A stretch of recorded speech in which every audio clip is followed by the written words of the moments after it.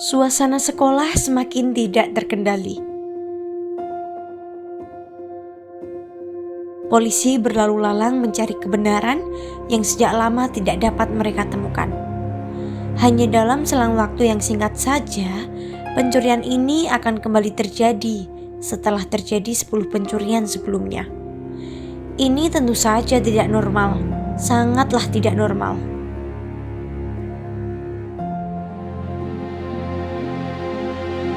Lantas, siapa pelakunya?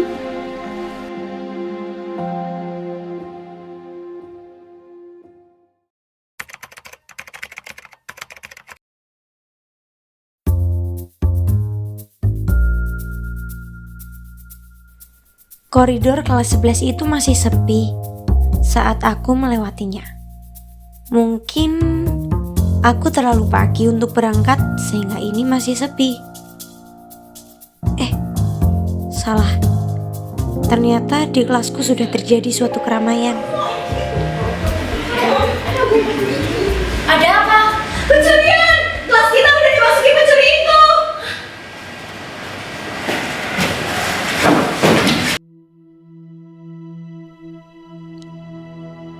Aku terdiam. Lagi-lagi kasus pencurian yang tiada hentinya terjadi lagi. Malah sekarang di kelasku. Kalau tidak salah, berarti ini adalah pencurian yang ke-10.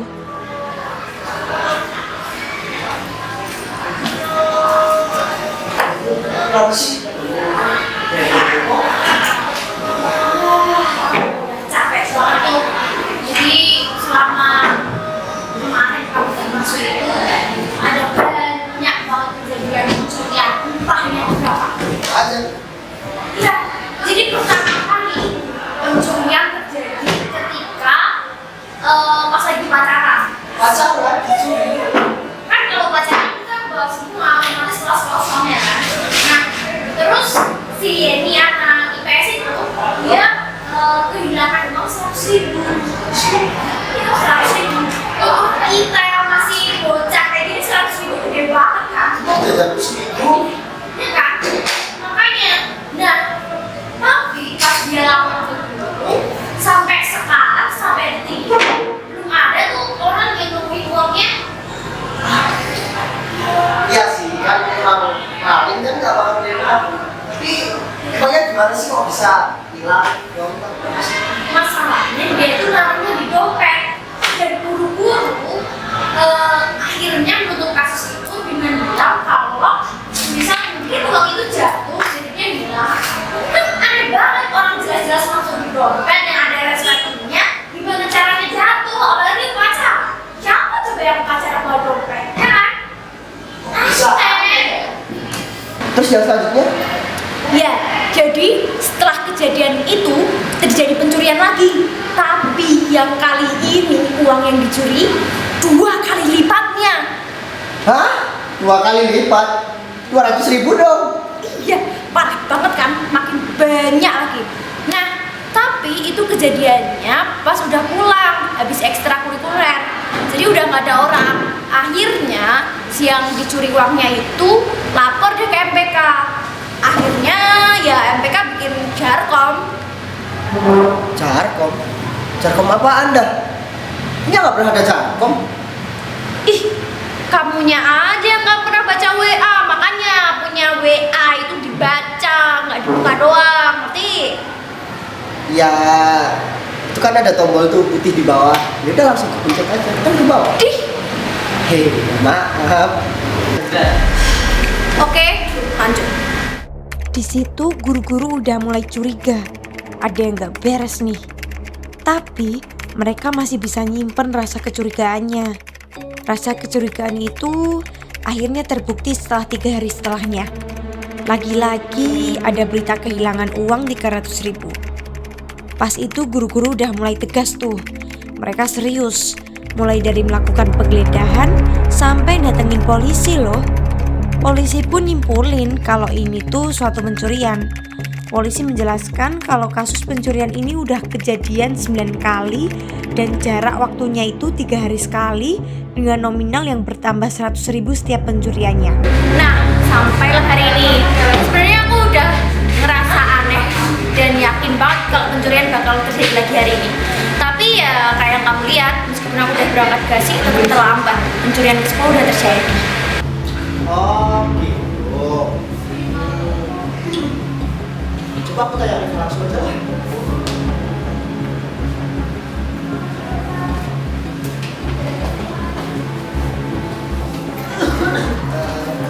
Kalau nggak salah, uangmu yang 1 juta ya? Bisa pencuri sialan Tembak. aja kalau mati.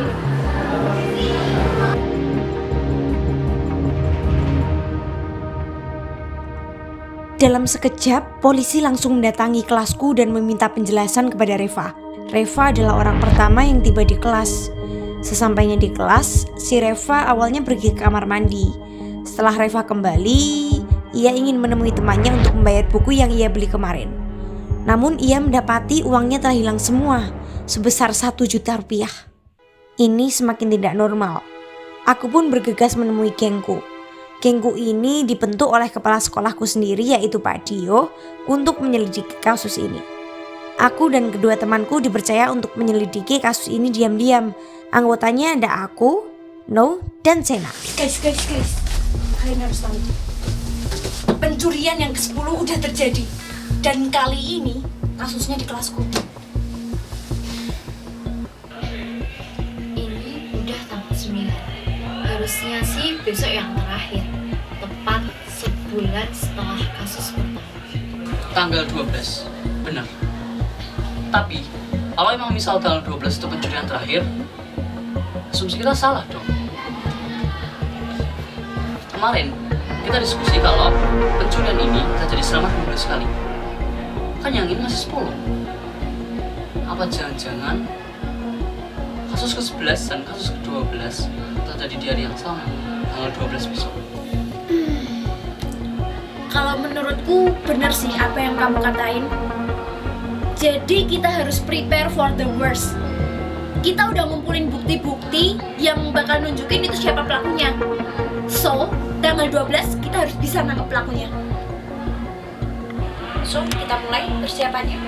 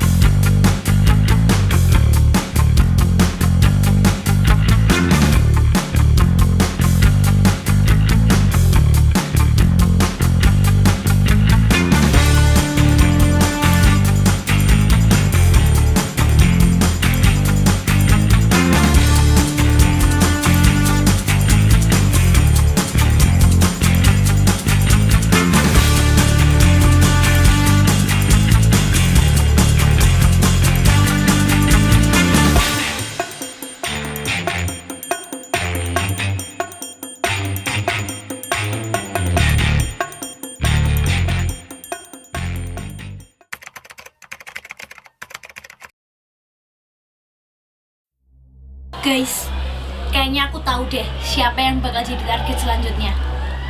Siapa lagi kalau bukan guru yang bawa uang sekolah? Berarti Pak Mono ya? Ya, Pak Mono. Lagian ini udah pencurian yang ke-11 dan ke-12. Jadi pasti dia akan ambil target dengan orang yang punya uang banyak. Masuk akal. Terus kalau satunya Pak Mono, satunya lagi? Itu masalahnya. Sampai sekarang aku belum bisa nemuin siapa yang bakal jadi target satunya lagi. Tapi nggak apa-apa sih. Kita fokus aja ke Pak Mono. Lagian belum tentu juga kan di dalam satu hari itu bakal terjadi 2 pencurian beneran. Ya kan? Kami pun membagi tugas dan siap untuk menyelesaikan semuanya pada tanggal 12.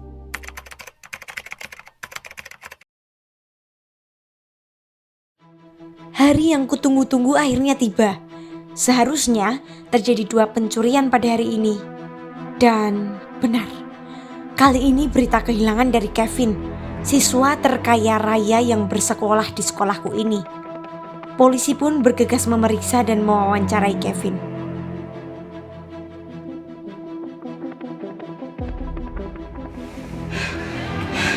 Sumpah. Tenang dulu, kita udah tahu kok, kita udah tahu. Justru bilang bagus loh. Nampak mama pakai jam 12. Nah iya tuh, benar.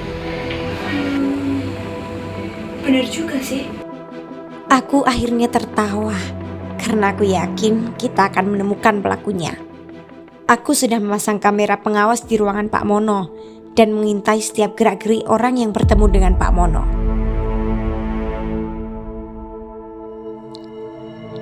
Saat kami sedang memantau CCTV, tiba-tiba terlihat seseorang memakai jaket abu-abu memasuki ruangan Pak Mono. Dengan sigap, aku, No, dan Sena segera berlari ke ruangan Pak Mono.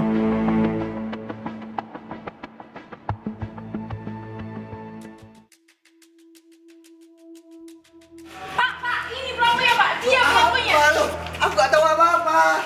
Bukan aku, apa jangan habis kasih surat di dalam? Gak mungkin. Gak, mana buktinya sekarang? Alah, kamu bohong. Mana tunjukin buktinya kalau aku bohong? Benny.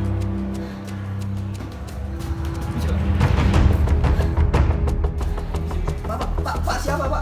Pak, geledah saja Pak. Jadi Pak, nih, gak ada apa-apa nih Pak. Cuma ada HP. Oh punya, ambil aja tasnya Pak, ambil aja Pak. Loh, bukan saya itu Pak. Sumpah Pak. Tasnya, soalnya tadi pagi tak tinggal di kelas. Salah alasan. Sumpah. Itu Pak, buktinya. enggak. Pak, bukan saya Pak.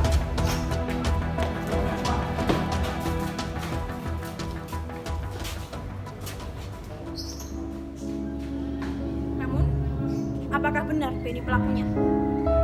Kalian tidak merasa janggal pencurian ini terjadi 11 kali dan belum diketahui siapa pelakunya? Apakah tidak seperti ada yang menutup-nutupi kasus ini?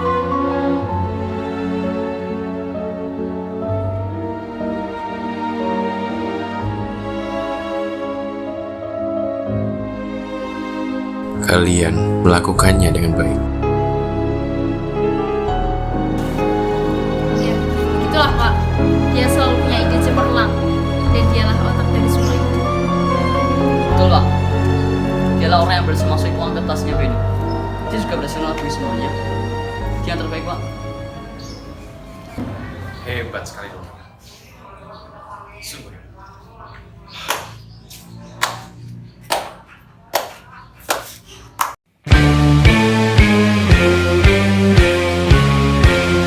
Lunar, begitulah namaku. Nama yang memiliki arti bulan, selalu bersinar dalam kegelapan, namun membutuhkan bantuan untuk mengeluarkan sinarnya. Mengorbit 12 kali mengelilingi bumi setiap tahunnya. Indah, namun selalu memiliki sisi gelapnya. Siap untuk pencurian yang ke-12? There's no turning back. Tempered wisdom out the door. Can't escape that well-known lore of what they call a fraud. To you is just a chore.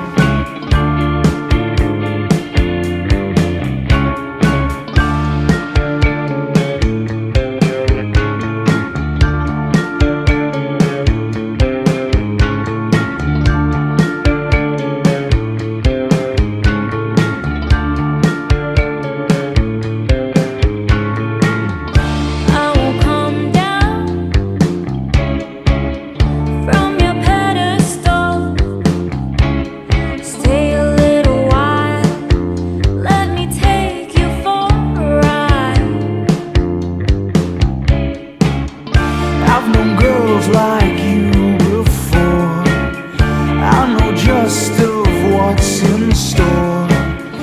Not a night I would explore, 'cause I'll come running to your